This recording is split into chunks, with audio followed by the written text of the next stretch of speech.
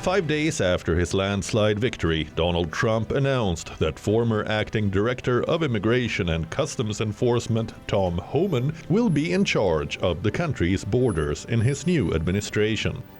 I got a message to the millions of illegal aliens that Joe Biden's releasing our country in violation of federal law. You better start packing now. In a post on his Truth Social platform, Trump said Homan will be in charge of our nation's borders, including but not limited to the southern border, the northern border, all maritime and aviation security. Trump said he has known Homan for a long time and there is nobody better at policing and controlling our borders. He added that Homan will be in charge of the deportation of illegal migrants.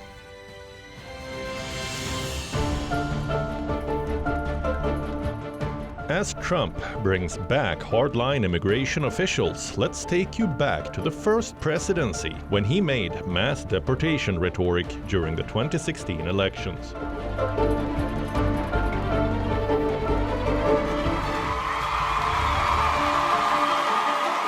When I'm elected, I will suspend immigration from areas of the world where there is a proven history of terrorism against the United States, Europe, or our allies. Before taking office in January 2017, Trump promised to deport the estimated 11 million illegal immigrants living in the United States and to build a wall along the Mexico-US border.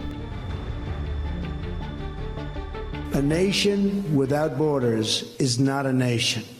Beginning today, the United States of America gets back control of its borders, gets back its borders. During his first term, Trump reduced legal immigration substantially, while the illegal immigrant population remained virtually unchanged. Trump struggled to ramp up deportations during his 2017 to 2021 presidency.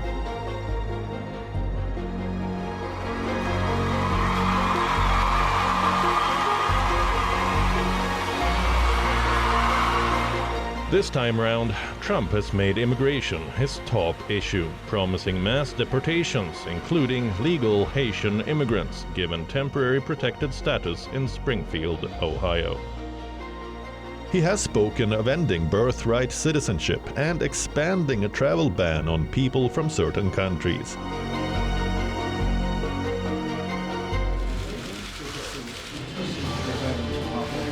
Remember, as president, just a few days after taking oath, Trump issued an executive order banning entry of travelers, immigrants, and refugees from 7 Muslim-majority nations that included Iran, Iraq, Libya, Somalia, Sudan, Syria, and Yemen.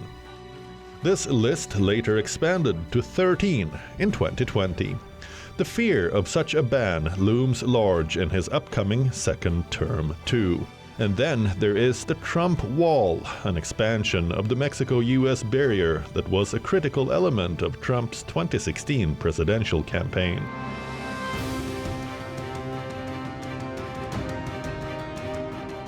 Donald Trump has now pledged to quickly subdue migrant crossings at the southern border by restoring the policies of his first term, including Remain in Mexico.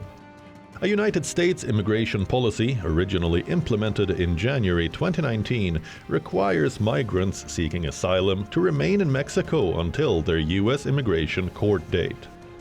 There have been threats to close the border, impose tariffs, and even send U.S. forces to fight Mexican drug cartels if the country doesn't do more to stem the flow of migrants and drugs. But as much as this second round looks like the first round, when Mexico pacified Trump by quietly ceding to his immigration demands, circumstances have changed, and not necessarily for the better.